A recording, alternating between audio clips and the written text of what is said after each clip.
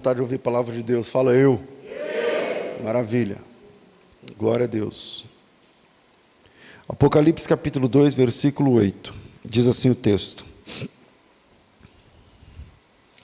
ao anjo da igreja em Esmirna, escreve: estas coisas diz o primeiro e o último, obrigado, o que esteve morto e tornou a viver. Conheço a tua tribulação, a tua pobreza, mas tu és rico, e a blasfêmia dos que a si mesmos se declaram judeus e não são, sendo antes a sinagoga de Satanás. Não temas as coisas que tens de sofrer, pois o diabo está para lançar em prisão alguns dentre vós, para ser dispostos à prova, e tereis uma tribulação de 10 dias. Sê fiel até a morte, e dar-te-ei a coroa da vida. Agora, Apocalipse capítulo 3, versículos de 15 em diante. Leia na Bíblia, por favor. Aí. Apocalipse capítulo 3, versículo 15 em diante. Conheço as tuas obras, que nem és frio nem quente. Quem dera fosses frio ou quente. Assim, porque és morno, e nem és quente nem frio, estou a ponto de vomitar-te da minha boca. Pois dizes: estou rico e abastado, e não preciso de coisa alguma. E não sabes que tu és infeliz, miserável e pobre, e cego e nu. Amém. Veja que Jesus quer vomitar da sua boca o pessoal da igreja em Laodiceia por uma razão, porque depois que termina a frase, olha aí na Bíblia, vomitar-te-ei da minha boca, que versículo é esse? 16. Depois que termina a frase, vomitar-te-ei da minha boca, na sequência tem uma palavra de transição. Pois dizes, ou como você diz, ou por que você fala. Parece que Jesus quer vomitar da sua boca os crentes de Laodiceia por uma razão. Porque eles dizem que são uma coisa que eles não são. Porque geralmente a gente fala que isso tem a ver com a mornidão e tal. Eu acho que tem a ver mesmo e tal, está tudo certo. Porém, a explicação do texto,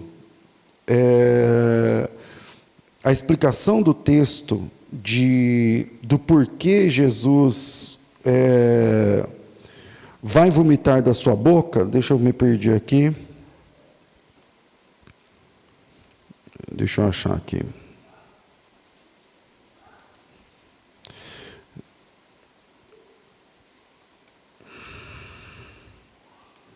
A explicação do texto que Jesus vai vomitar da sua boca essas pessoas é porque, na sequência, ele diz: porque você diz isso, isso e isso.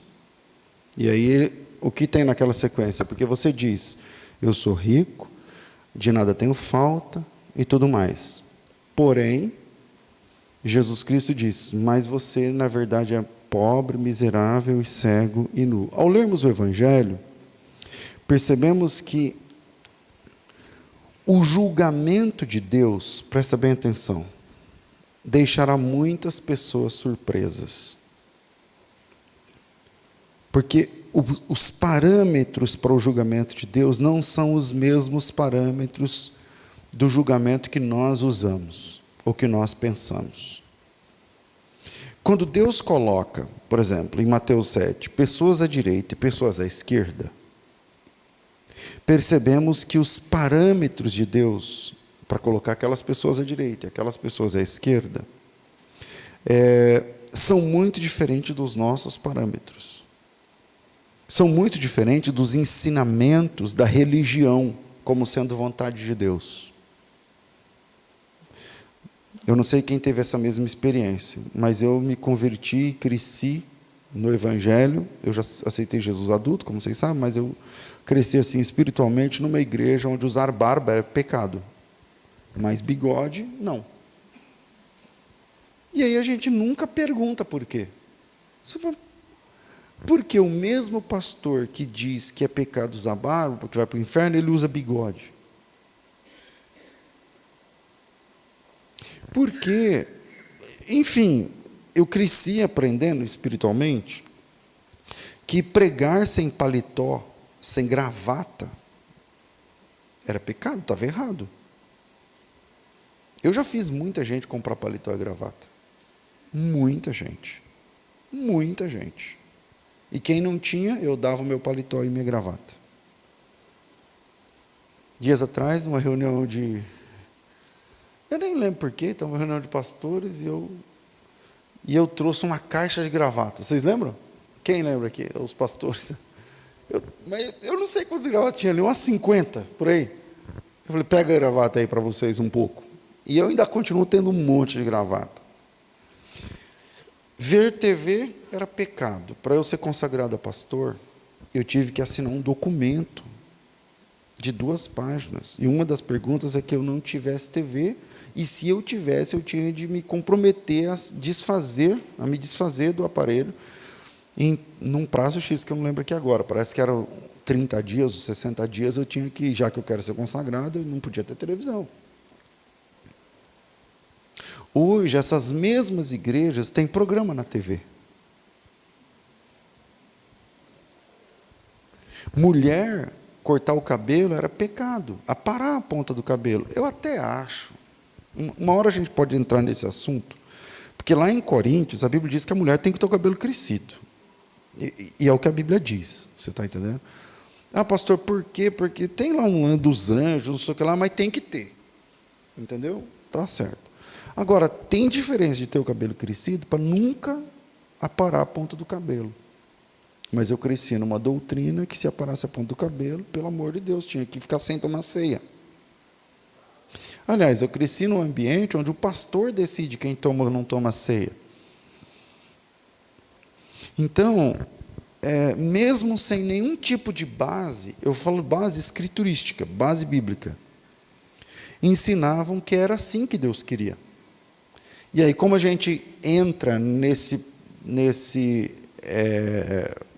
meio, aprendendo o Evangelho com esse viés, então, a sua cabeça está formatada para aprender daquele jeito. Isso funciona com doutrinas, tipo doutrinas essenciais, doutrinas menos essenciais, doutrinas que gravitam em torno da teologia, como, por exemplo, o aliancismo, ou não aliancismo, o dispensacionalismo, ou não dispensacionalismo. Alguém decidiu que o mundo, a história humana foi dividida em 7 dispensações. Alguém decidiu. Inocência, consciência, governo dos homens, ou governo humano, patriarcal, lei, graça e milênio. 7 dispensações. É legal, fica tudo quadradinho, fica tudo bonitinho, quando a gente começa a entender que quando Deus fala com Adão e Eva, como fala, a dispensação da inocência, quando eles caem em pecado, vira a dispensação da consciência, depois do dilúvio vem os Nimrod, aquele pessoal, a dispensação do governo humano, depois Deus chama Abraão, Isaac, Jacó, aquele pessoal da aliança, aí começa a dispensação dos patriarcas, patriarcal, depois Deus chama Moisés, aí começa a dispensação da lei, depois chega Jesus e começa a dispensação da graça, e depois quando Jesus voltar, no toque da última trombeta, começa a dispensação do milênio.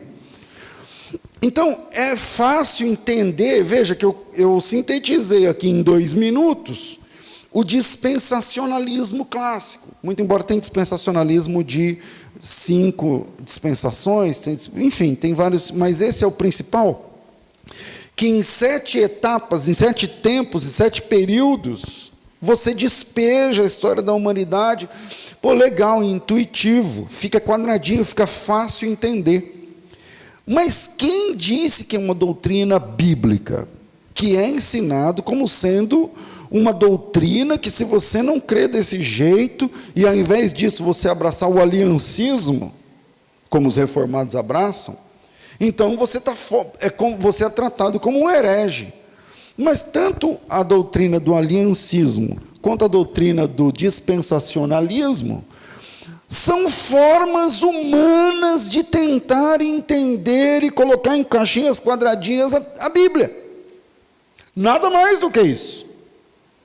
Assim como o pré- e pós-tribulacionismo são formas humanas de ver o texto. Olha, eu vejo assim, o outro, eu vejo assim. E aí parece, para o pós-tribulacionista, que o pré-tribulacionista é um herege de 5ª categoria e vai perecer, e está assim como o pré-tribulacionismo olha para o pós e fala, não, isso é uma doutrina de perdição. Mas são formas humanas, jeitos humanos de ler o texto e entender do texto X, Y, Z, o outro entende X, P, T, O, baseado no texto. Então, como eu cresci aprendendo um monte de coisas como bíblico, que não estava na Bíblia, aí quando eu comecei a namorar a Vanessa era de uma igreja mais hard do que a minha. Eu era do Ipiranga, ela era da Madureira, e Madureira tinha uma época que era tipo irmão da Deus e Amor. Vou dar uma ideia. A primeira vez que eu fui no culto da igreja da Vanessa, a minha avó era daquela igreja, ela era regente. E a minha avó que ganhou a Vanessa, que levou a Vanessa para a igreja. Minha avó esteve com vocês aqui pouco antes de morrer.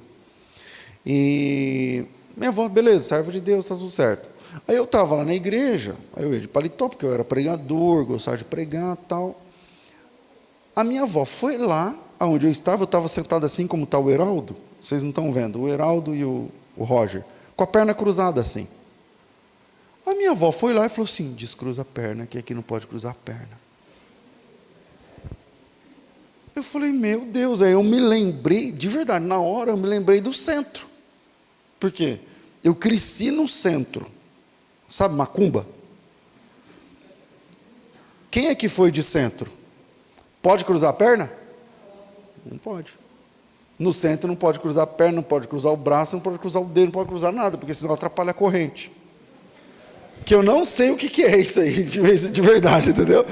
Mas se alguém tiver com a perna cruzada no centro, o que acontece? Alguém vai lá e fala assim, você pode descruzar o braço? Aí eu falei, meu Deus, aqui não pode cruzar a perna. Aí na época das festas de jovens, não sei se era a irmã, quem era a irmã que media a saia? A mulher do pastor media com a régua. Tinha uma regra. Porque tinha uma novela da Globo, da época que a gente começou a namorar, que ficou na moda usar saia arrastando no chão. Saião mesmo. E aí as irmãzinhas aproveitaram, porque falou assim, bom, já que agora é moda, beleza, então meu sonho, agora estou na moda.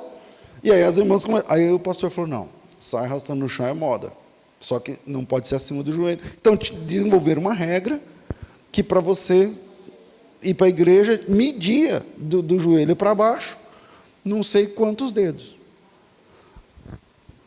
Mas quando a gente lê o texto bíblico, Bíblia sagrada, Bíblia. Porque assim, é muito fácil atacar esse tipo de coisa. A Amanda, você não é aí, Amanda, que você senta. O que você está fazendo aí? Você senta por aqui, ó.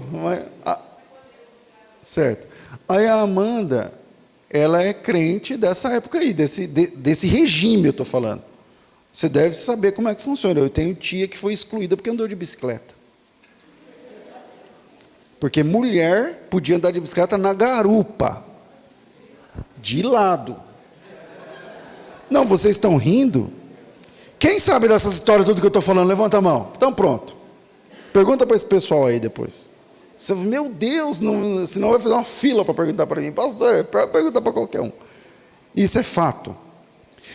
E hoje, veja, eu sou uma pessoa apaixonada pelo texto bíblico. Então eu não sou, eu posso não ser o melhor exegeta, o melhor intérprete da Bíblia, está tudo certo, eu nem quero ser, eu sou só um crente, mas eu sou apaixonado pelo texto bíblico. E aí eu comecei olhando o texto bíblico, eu não conseguia encontrar nada disso. Nada disso. Tipo, Jesus tinha barba. Eu falei, pastor, dá para falar isso na Bíblia? Dá, em Isaías. Um dos textos messiânicos é que ele perdoou aqueles que lhe arrancaram a barba. Imagina arrancar, quem tem barba sabe como é grosso a barba. Um chumaço da barba. Esse é um dos textos messiânicos. Então, quando a gente lê a Bíblia, eu não encontrei nada disso. E esse tipo de negação do texto bíblico para abraçar doutrinas de homens continua acontecendo. Mas não apenas quando tem a ver com usos e costumes. Porque usos e costumes, tudo isso que eu estou falando, no fim é até engraçado você falar, ele media a saia, não sei o que lá, tal, aí está tudo bem. Mas quando a gente para pensar naquele texto do Antigo Testamento, prepara-te, ó Israel, para quê? Quem lembra o texto? Para quê? Para encontrares com o Senhor teu Deus. Um dia, eu e você estaremos frente a frente com Deus. O Deus que nós pregamos, o Deus que nós cantamos, o Deus que nós falamos, o Deus que nós tememos, o Deus que nós servimos, o Deus que alguns odeiam, o Deus que alguns relegam, o Deus que alguns pregam, o Deus que alguns ignoram. Um dia nós estaremos diante dele. É assim que se explica o texto de Eclesiastes, aquele texto que para muitos é difícil, né? O espírito, pó volta ao pó que o deu, e o espírito volta a Deus que o deu. O espírito de quem volta a Deus que o deu? De todos. O espírito volta a Deus que o deu, e Deus lhe dará um destino eterno. Seja como for, um dia todos nós estaremos diante de Deus. Um dia você vai ter um tete a tete com Deus. Você, Deus e mais ninguém. E quando estivermos diante de Deus, não teremos teólogos, não teremos intérpretes, não teremos professores, não teremos pastores, não teremos doutrinas de homens, não teremos tradições, não teremos traduções, não teremos convenções, não teremos pastores presidentes, não teremos bispos, não teremos professores, não teremos apóstolos, não teremos ninguém. É você e Deus. Só. Você e Deus. Eu e Deus. E só, e mais ninguém de lado. Ninguém a quem recorrer. Não é igual o show do milhão, que você tem os universitários, e você tem a plateia, e você tem os dados para você. Não, é você, Deus e só. Pensa numa sala que tem você e Deus. E lá é você diante do Senhor. E nenhuma desculpa vai colar. E acontecerá o juízo de Deus. E os parâmetros desse juízo. Porque o que é o trabalho de um advogado? O que o advogado tem que conhecer? Lei. Porque quando eu processo você em alguma situação que eu me entendi como lesado, vamos diante do juiz. O juiz vai julgar o que eu falei com base na lei, e vai julgar o seu argumento com base na lei. E o meu advogado vai usar o que eu disse com base na lei. Eu não sei a lei, então eu contrato um advogado que fala assim, fala para ele que eu estou me sentindo lesado por isso, isso e isso. O que a lei fala? Aí o advogado vai dizer, olha, ele está lesado porque a Constituição, ou o Código Penal, ou o Código sei lá o quê, diz isso, isso, isso, isso. Ele vai escolher a lei que rege o assunto que eu estou levantando e movendo o processo, e vai dizer assim, assim, assim. Enquanto que o advogado de defesa, que também conhece a lei, vai dizer assim, então, esse que ele falou na lei, também tem isso e isso. E aí o juiz que conhece a lei, mais do que os dois, vai dizer assim, bom, baseado no que o César falou, apoiado no que o advogado dele trouxe da lei, e baseado no que ele falou, e que o advogado dele trouxe da lei, eu entendo que é assim, assim, assado. E acabou. E aí vai sair uma sentença. Um dia nós estaremos diante de Deus, e nós não teremos mais recurso. Deus é a última instância. E diante dele sairá um veredito final. É eu e Deus, é você e Deus, e nenhuma desculpa. Acontecerá o juízo de Deus. Só que os parâmetros, a regra, não é o que eu aprendi na minha igreja, quando eu me converti. É a que está escrito aqui.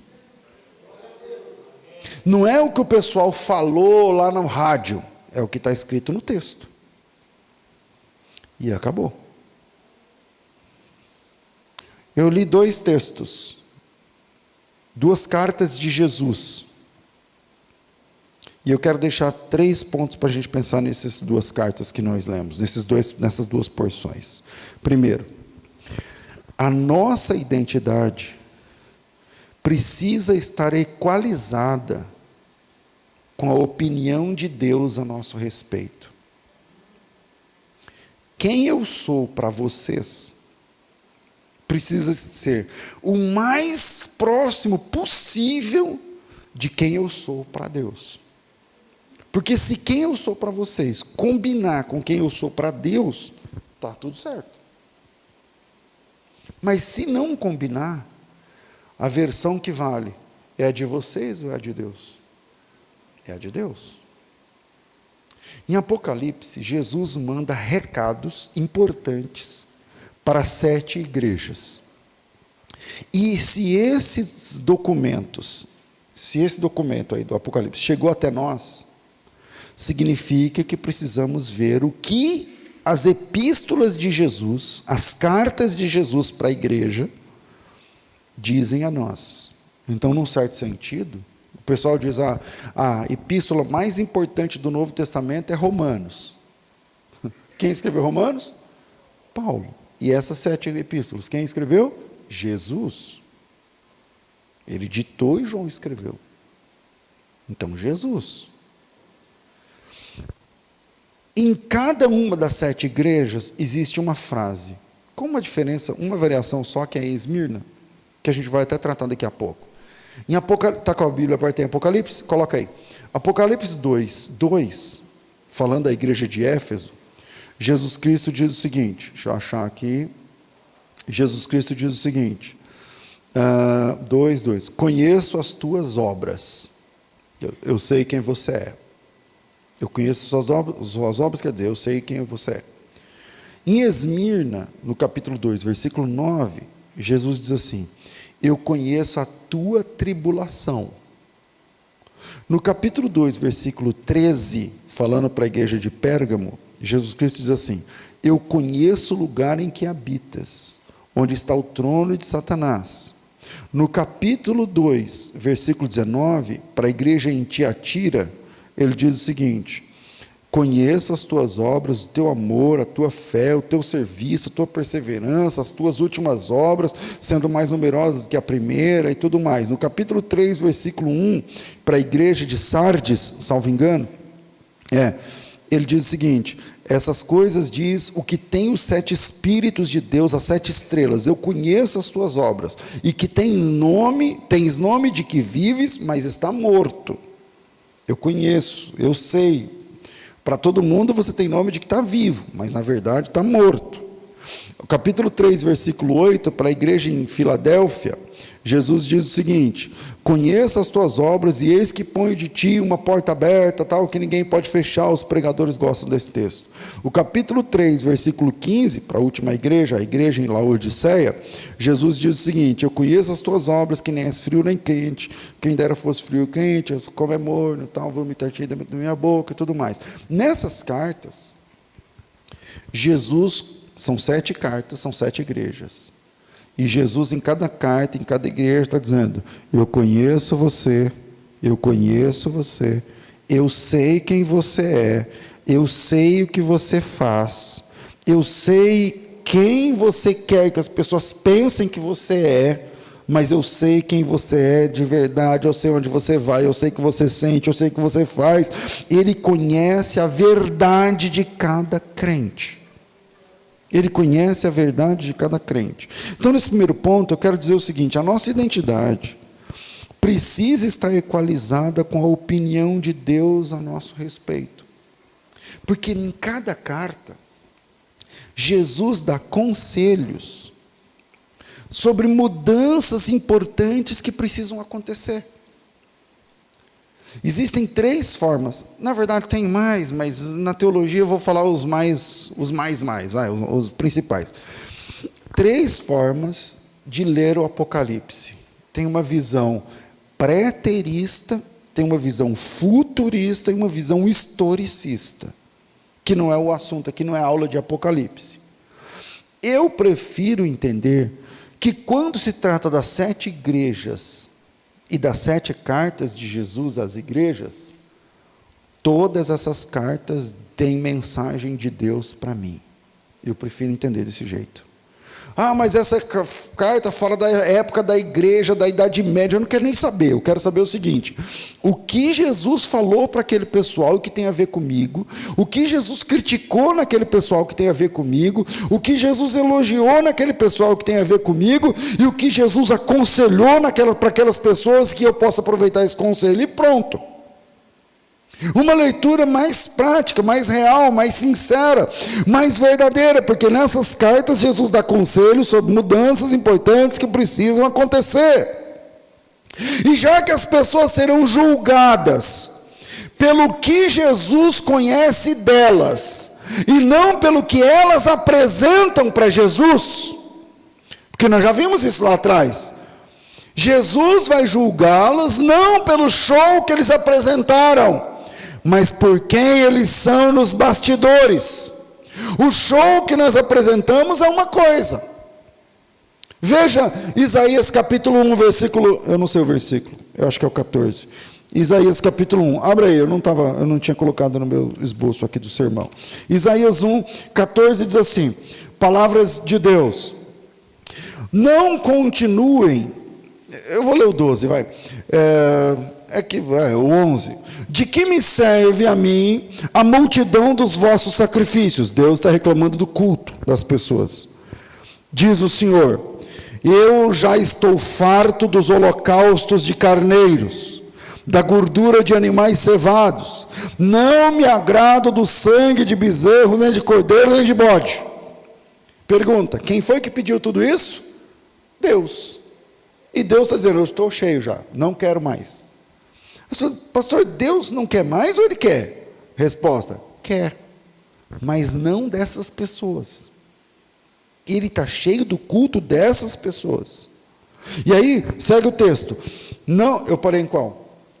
12, vamos para o 13. Não continueis a trazer ofertas vãs.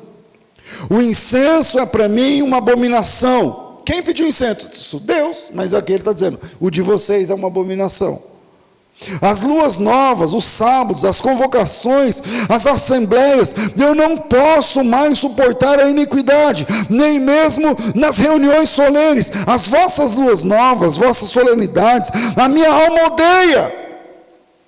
Já me são pesadas as vossas festas, eu já estou cansado de sofrer. Por isso, quando vocês estendem a mão no culto, eu escondo de vocês os meus olhos. Ainda que multipliquem as orações, eu não ouço, porque as vossas mãos estão cheias de sangue. Então, quem foi que disse que quer o louvor? Deus. Quem foi que disse que é o holocausto? Deus. mas daquelas pessoas ele não quer. Então, é muito importante a gente entender as 7 cartas do Apocalipse, e você lê todas as 7 em 15 minutos, 20 minutos. Se você quiser uma leiturazinha melhor, um livro, um caderno e uma caneta do lado, destacando, talvez você gaste 1 hora, para perceber que Jesus falou para todo mundo, eu conheço vocês. Para perceber que Jesus falou para todas as igrejas, a quem vencer, vai acontecer isso, isso, isso. E o que eu tenho que fazer para vencer? Tem que vencer isso, isso. Está tudo aí no texto. Essas cartas estão na Bíblia, porque podemos usá-las para encontrar em nós situações que precisam ser corrigidas. Aqui, Jesus, não sou eu, não é Paulo, não é a convenção da igreja Jesus, sei lá o quê, não. Aqui Jesus Cristo, o seu Salvador, está dando alguns spoilers sobre como você e eu seremos tratados no julgamento no último dia. Então vale a pena, já que as pessoas serão julgadas pelo que Jesus conhece delas, e não pelo que elas apresentam a Jesus, então vale a pena ler essas cartas com calma. Quando a nossa identidade, ou como nós nos apresentamos, aqui é diferente, como a forma como Deus nos enxerga, um dos dois está errado. E com certeza o erro não está em Deus.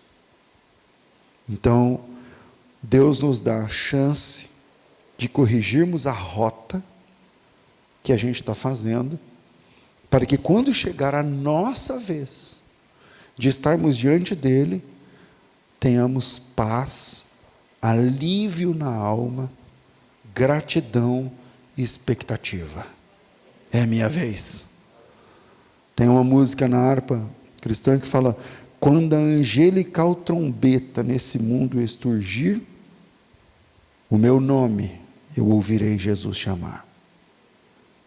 Isso é paz, confiança, alívio e expectativa. Em João capítulo 3, um religioso importante vai a Jesus à noite. Ele vai na casa de Jesus. Por que à noite? Por que sozinho? E mais do que isso, porque Jesus disse a ele que ele precisava nascer de novo. Esse cara é o Nicodemos. E ele vem a Jesus com uma conversa. Primeiro, você só vai na casa de alguém à noite, melhorando o português, você só vai à casa de alguém à noite, sem avisar e sem combinar, se você precisa muito.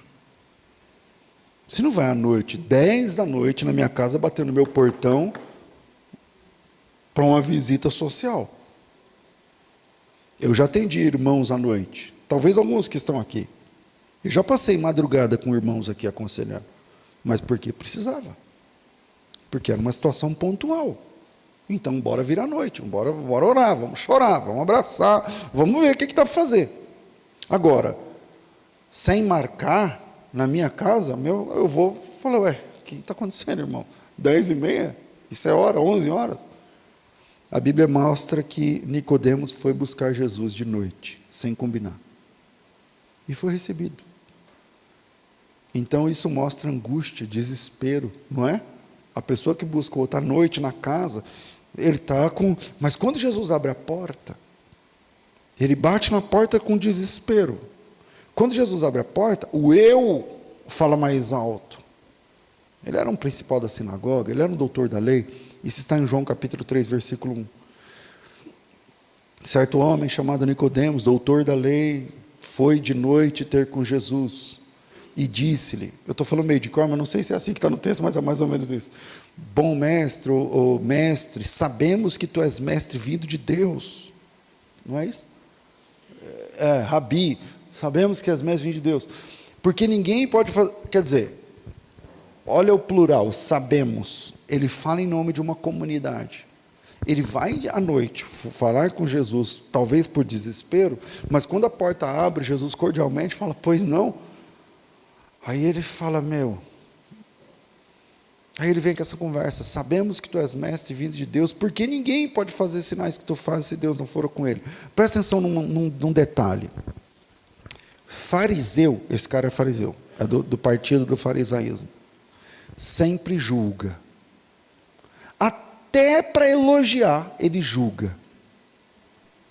Quando Jesus abre a porta, ele fala assim, nós entendemos que você é mestre vindo de Deus. Quem perguntou?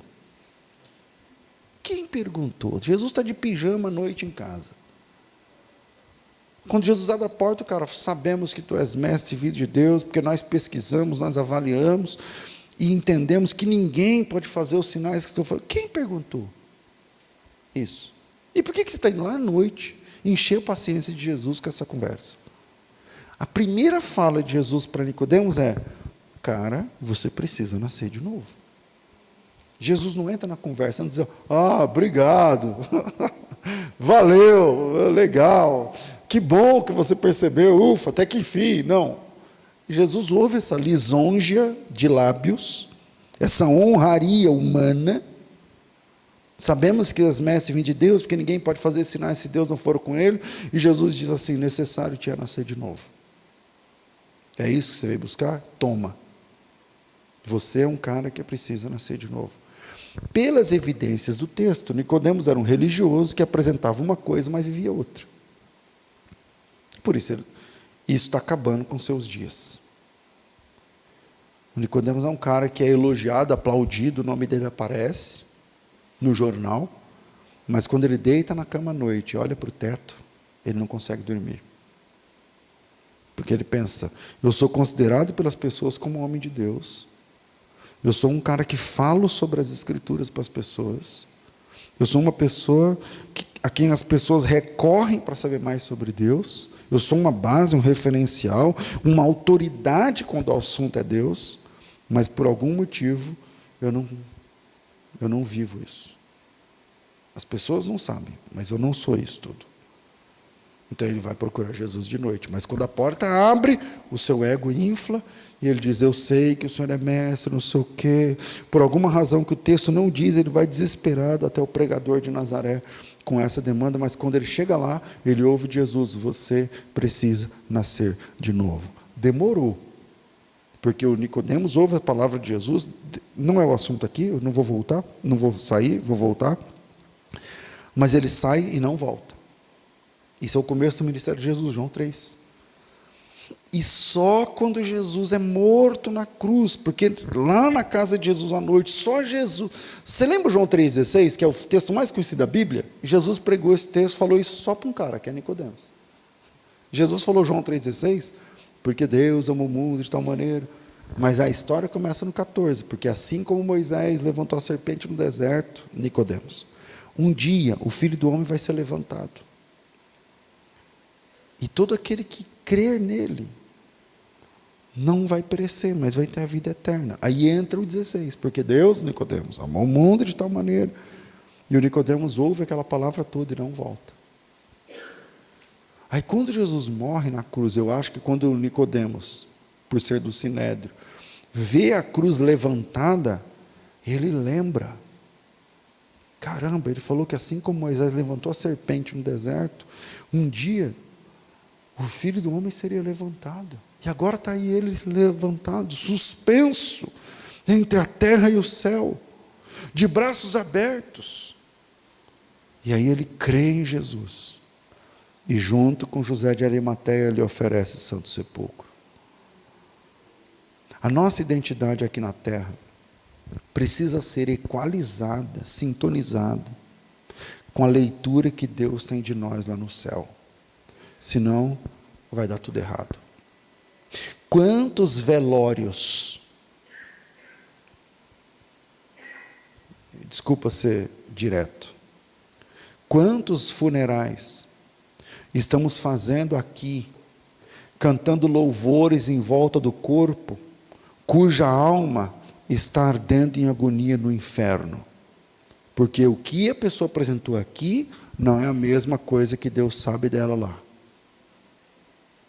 Quantas pessoas estão descendo à sepultura sob músicas e louvores e discursos de pregadores, e na verdade estão em agonia. Quantas festas, quantas honrarias, quantos títulos estamos conferindo a pessoas aqui na terra que nunca serão reconhecidas por Jesus lá no céu.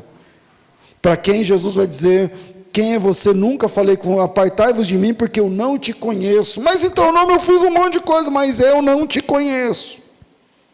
Quantas pessoas estão partindo para a eternidade sem ter o aval, o carimbo de salvo da nossa denominação, porque ele servia na X igreja, ou porque ele era da religião tal, ou porque ele não professava nenhuma fé, ou porque ele nunca foi sei lá o que, crismado, ou teólogo, sei lá o que, mas que nos precederão no céu.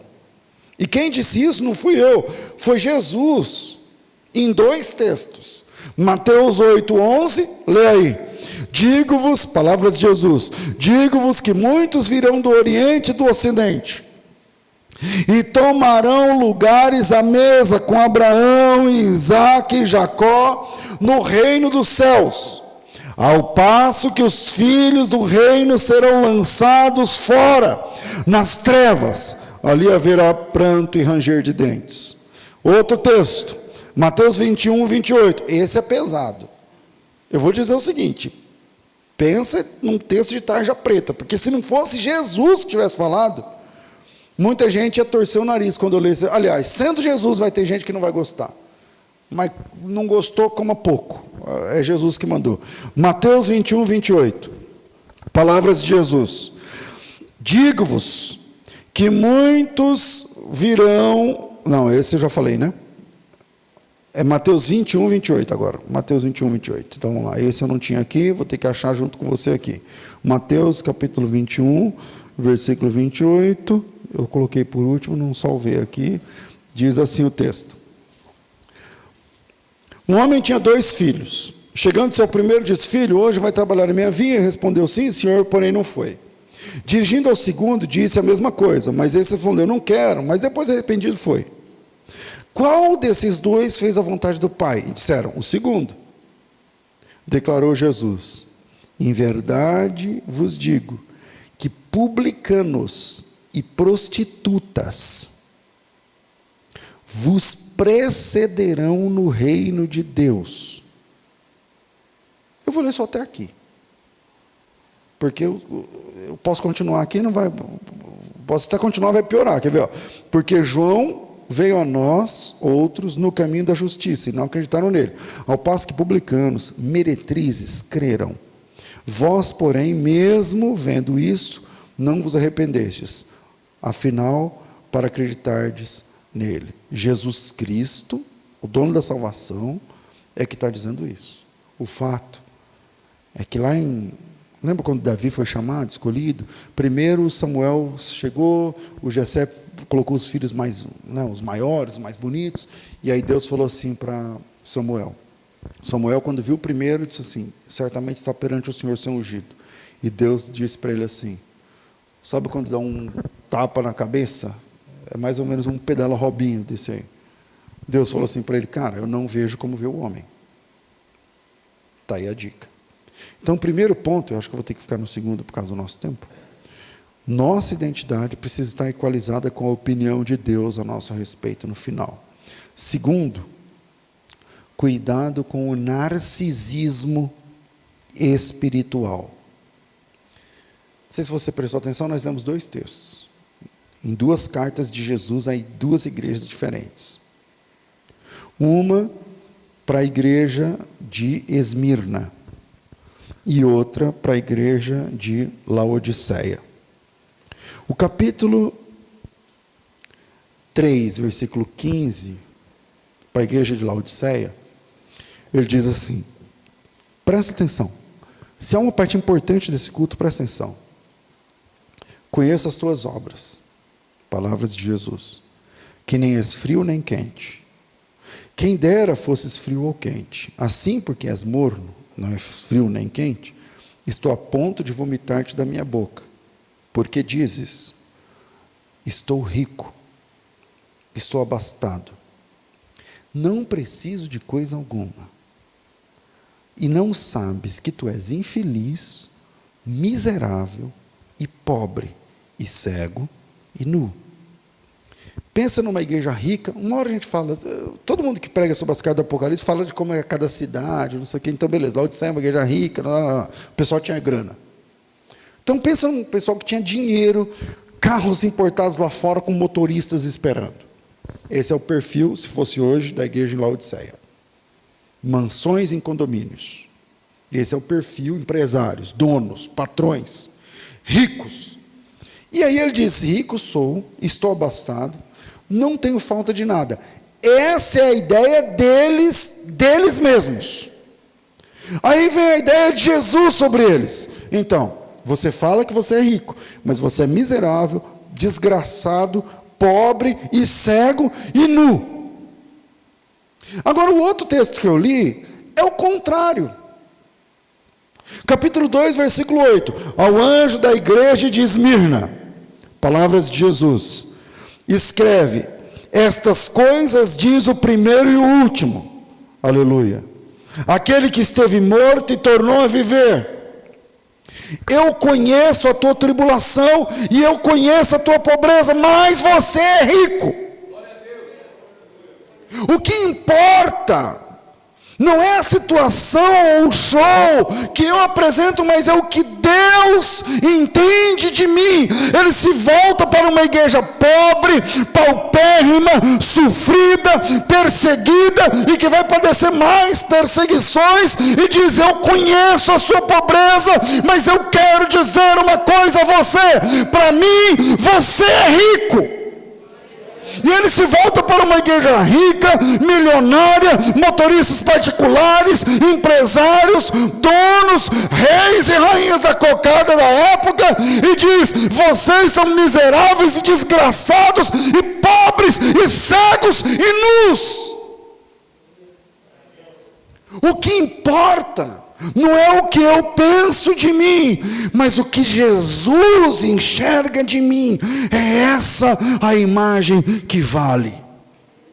E aí o segundo ponto, cuidado com o narcisismo espiritual, que é isso que, é essa desgraça que acometeu a igreja em Laodiceia. Todo mundo fala, a única carta de Jesus que não recebeu repreensão foi Filadélfia. Não, Esmirna também não recebeu. É que o pessoal gosta de Filadélfia, porque fala lá da porta aberta, não sei o que lá, e a Esmirna fala da tribulação, não sei o que, mas não tema, eu vou guardar você. Não tema, eu vou estar com você nessa tribulação aí. A psicologia catalogou um transtorno de personalidade, batizando esse transtorno de síndrome de Narciso. É um transtorno de personalidade. Na mitologia grega, voltando aqui, eu estou lutando contra o relógio, Narciso era filho de uma ninfa com um deus, na mitologia. Esse deus é o deus Quefiso, que a gente fala aqui no português, Cefiso, que é o deus da água, dos lagos, das águas, do mar, tal, na mitologia grega. E um dia, Narciso, que era um cara muito bonito, uma parte dessa mitologia, através de uns papiros que foram encontrados do século IV, diz que esse cara tinha uma irmã gêmea. E outra parte de papiros, porque é uma história que não aconteceu, então tem muitas variações. Dizem que ele era sozinho, filho único. Mas seja como for um dia, porque a parte que fala que ele tinha uma irmã gêmea, diz que ele se apaixonou pela irmã, que era a cara dele, eram gêmeos idênticos, ele também tinha cabelo comprido, a irmã morreu numa doença, e aí ele se apaixonou pela imagem dele mesmo na água, porque ele vendo ele enxergava ela. A outra parte da mitologia diz que não tinha irmã nem nada, mas um dia ele olhou a face dele na água, e ele se apaixonou por si mesmo. Então ele era um cara apaixonado, eu me amo, eu sou o cara e tal. E a psicologia chama esse tipo de gente que se acha, que é o cara, que é o bonzão, que é o bambambam, que filma e fala. A Bíblia chama esses caras de transtorno de personalidade chamado síndrome de Narciso. E assim acontecia com a igreja em Laodiceia. Os laodicenses se achavam. A gente é o cara. Nós somos a igreja. Eles se sentiam autossuficientes, se sentiam perfeitos, e o dinheiro que traziam fazia com que entendiam que não precisavam mais de nada. O dinheiro tem essa situação, tá? O dinheiro tem essa situação. Quando o cara está com tudo, boi na sombra, ele não precisa nem da igreja mais. Ele não precisa nem congregar mais. Ele chegou num nível que agora, e tal, o dinheiro tem esse viés. Ah, pastor, por que eu ando aí na corda bamba todo mês? É para você ficar na presença de Deus. O Davi disse assim: Senhor, eu não quero muito para que eu não me esqueça de Ti. E também, cuidado para não ficar também pedindo esmola, porque senão é perigoso eu também desviar para o outro lado, blasfemar e fazer coisa. Então me dá o pão cotidiano. Essa é a sabedoria davídica. Então, para eles eram os caras, eles eram milionários, eles eram ricos, eles eram tops, mas Jesus não achava a mesma coisa. Para Jesus eram miseráveis. Ao passo que os esmirnenses, a igreja de Esmirna, sendo pobre, miserável, perseguido, eles eram maltratados, eles eram ralé e tal, e Jesus falou assim: mas você é rico, você não sabe, aleluia, mas você, aqui em cima, você é rico, aí fora, aí lá embaixo você está sofrendo, mas aqui em cima, meu amigo, quando você chegar aqui, você não tem noção de como nós estamos te esperando aqui em cima. Mas aí embaixo você é pobre. E a outra igreja, aí embaixo você é rico, não é? É milionário, mas você é miserável. Então, falemos sobre narcisistas espirituais. Eu tenho que lutar aqui, porque vou passar aqui uns minutos. Tá bom, né? Tá gostoso, né? O narcisista, na psicologia, ele... Quer ver, ó? Cris, fica em pé aí. Defina rapidamente um narcisista, um transtorno narcisista.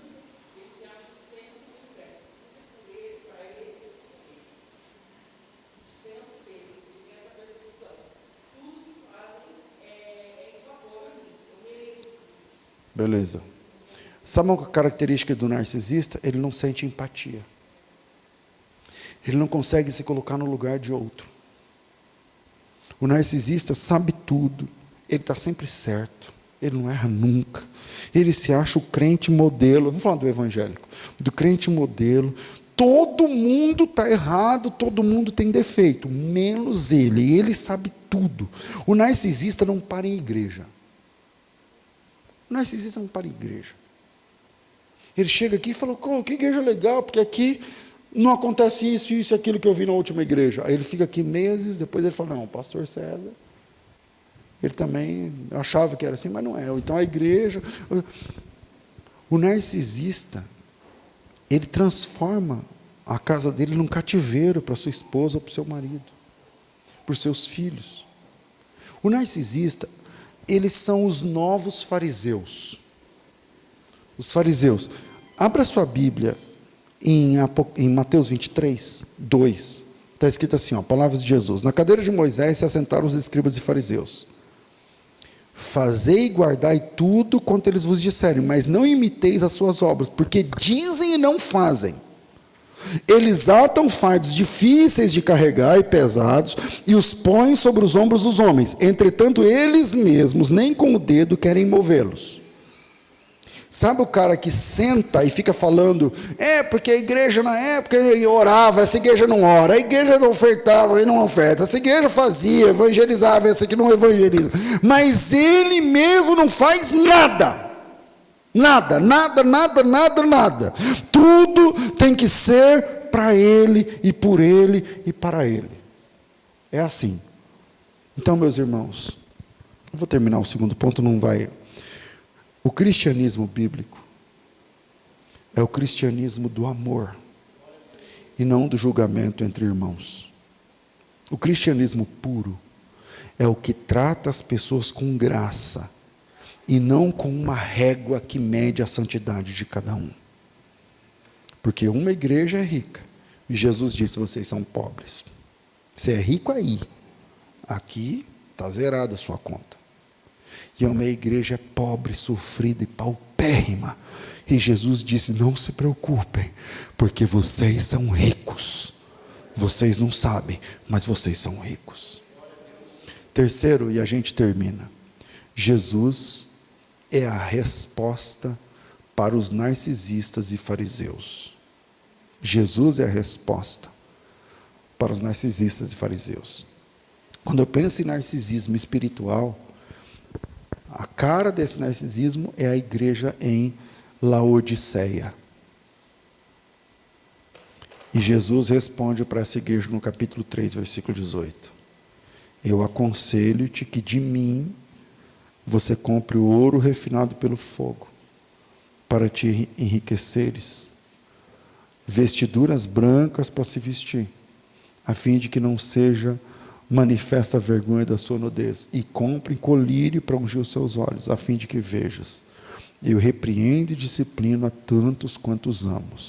Seja zeloso e se arrependa. Aqui está o spoiler. Esse pessoal estará diante de Jesus. Eu e você estaremos diante de Jesus. E se nós manifestamos uma coisa aqui, que não é a mesma lá, o conselho de Jesus está valendo. A resposta de Jesus aos narcisistas, não, porque eu não concordo com isso, eu não concordo. Mas quem disse que você é o juiz? Não concorda? Vai adorando a Deus sem concordar mesmo, meu irmão.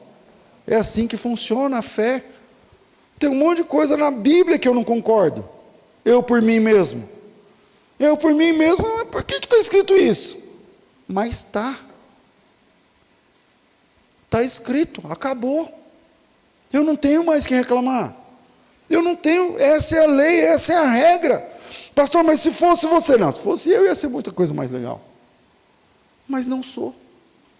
Então eu tenho que entender isso aqui, crer, praticar, amar, servir, seguir. E Jesus está dizendo: vocês acham que vocês são ricos, mas vocês são paupérrimos. E já que vocês querem ser ricos,